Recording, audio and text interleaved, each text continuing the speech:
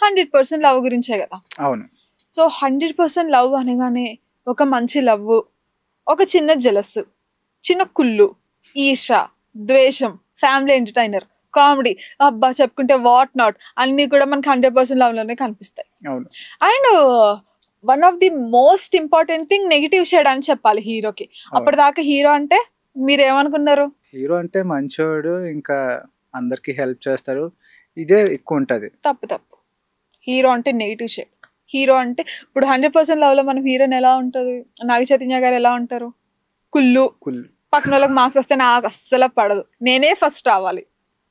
So ఒక time table వేసుకొని వాళ్ళని టార్చర్ చేస్తూ పిల్లల్ని, చికెన్ తింటే ఏమో చదువు రాదని సో ఇలాగా డిఫరెంట్ ఒక నెగిటివ్ షేడ్ అయితే మనం నాగ చైతన్య గారిలో చూసాము. అండ్ అప్పటి నుంచి మనకి హీరోలో కూడా ఒక నెగిటివ్ షేడ్ ఉంటదని ఇంట్రడ్యూస్ చేసింది ఎవరన్నా ఉన్నారు అంటే సుకుమార్ గారు అనే చెప్పాలి.